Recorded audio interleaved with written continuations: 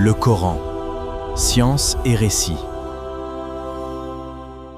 Assalamu alaikum wa rahmatullahi wa barakatuh, que la paix, la miséricorde et les bénédictions de Dieu soient sur vous. Bienvenue dans cette nouvelle vidéo où nous allons explorer un sujet d'une profonde richesse spirituelle et d'une grande importance, la place de la Vierge Marie ou Mariam dans le Coran. C'est une figure qui unit, qui inspire et qui nous enseigne énormément, peu importe notre chemin de foi.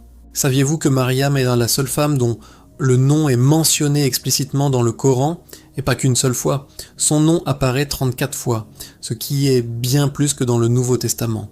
Plus encore, une sourate entière, la 19e, porte son nom, la sourate Mariam.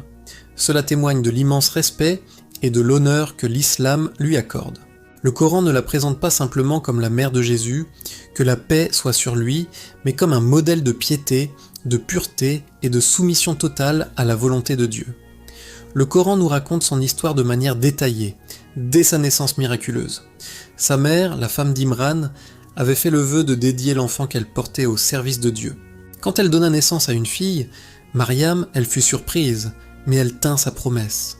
C'est ainsi que Mariam grandit sous la protection de Dieu, dans le temple, sous la tutelle du prophète Zacharia, que la paix soit sur lui. Le Coran décrit comment elle recevait de la nourriture de manière miraculeuse. Chaque fois que Zacharie entrait dans son sanctuaire, il trouvait auprès d'elle une nourriture nouvelle. Quand il l'interrogeait, elle répondait simplement « Cela vient de Dieu, il donne sans compter à qui il veut ». Cette anecdote illustre sa relation privilégiée avec le divin dès son plus jeune âge. Elle était choisie, purifiée et élevée au-dessus de toutes les femmes de l'humanité. Le point culminant de son histoire, bien sûr, est l'Annonciation.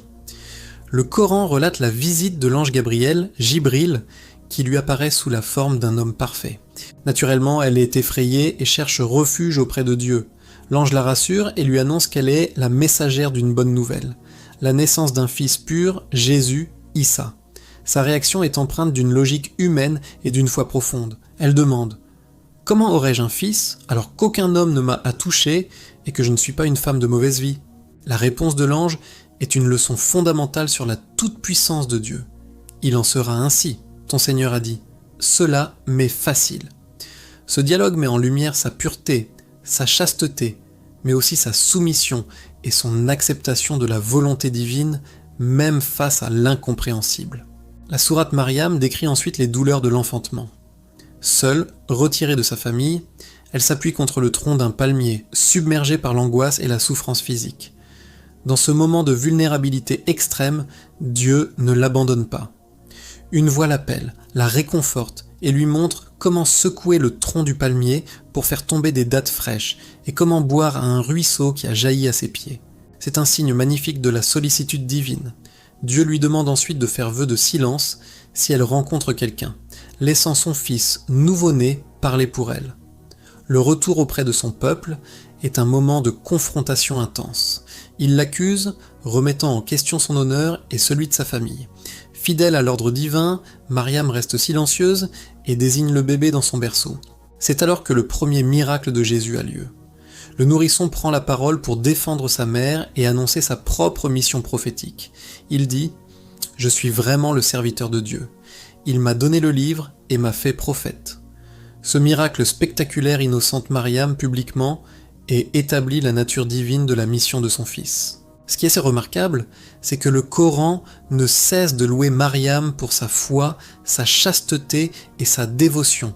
Elle est décrite comme Siddiqa, une femme véridique, qui a cru aux paroles de son Seigneur.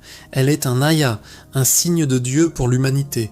Son histoire n'est pas juste un récit biographique, c'est une source d'enseignement intemporel. Elle nous apprend la patience dans l'épreuve, la confiance absolue en Dieu face à l'inconnu, et la force qui réside dans la pureté du cœur et de l'intention. Elle est un exemple de dignité face à l'injustice et aux calomnies. Le Coran insiste sur un point théologique crucial. Jésus et Marie sont des créatures de Dieu et non des divinités. En honorant Mariam, l'islam réaffirme le principe fondamental du monothéisme pur, le tawhid. Elle était la servante élue de Dieu, un modèle pour tous les croyants, hommes et femmes. Son statut n'est pas diminué par le fait qu'elle ne soit pas une déesse. Au contraire, il est magnifié. Elle atteint le plus haut degré de spiritualité en tant qu'être humain, montrant que la proximité avec Dieu est accessible à travers la foi et la soumission. Pour les femmes musulmanes, Mariam est une source d'inspiration particulièrement puissante. Elle incarne la force intérieure, l'indépendance spirituelle et la dignité. Son histoire brise de nombreux stéréotypes. Elle n'est pas définie par un mari ou un père, mais par sa propre relation avec Dieu. Elle affronte la société et ses jugements avec un courage et une confiance inébranlables. Elle nous rappelle que la valeur d'une femme réside dans sa piété et son caractère, et non dans les attentes ou les jugements des autres. En conclusion, la figure de Mariam dans le Coran est complexe, profonde et incroyablement inspirante. Elle est la mère d'un grand prophète, mais elle est aussi une figure spirituelle à part entière, un signe de la puissance et de la miséricorde de Dieu. Son histoire est une invitation à la méditation, à la confiance et à la recherche d'une connexion plus profonde avec le divin. Elle est un pont entre les religions, une lumière qui guide les cœurs sincères vers la paix et la soumission à Dieu. En étudiant sa vie telle que décrite dans le Coran, nous découvrons non seulement un récit miraculeux, mais aussi des leçons pratiques pour notre propre cheminement spirituel au quotidien. Elle nous enseigne que même dans les moments les plus sombres, la lumière de Dieu est toujours présente pour nous guider, nous soutenir et nous élever. J'espère que cette exploration de la vie de Mariam dans le Coran vous a éclairé et inspiré. N'hésitez pas à partager vos réflexions et vos questions dans les commentaires. C'est un sujet si vaste et si beau qu'il y a toujours plus à apprendre et à partager. Merci de votre écoute. Et si vous avez apprécié cette vidéo, pensez à vous abonner et à activer la cloche pour ne rien manquer de nos prochains contenus. Prenez soin de vous et à très bientôt. Assalamu alaikum.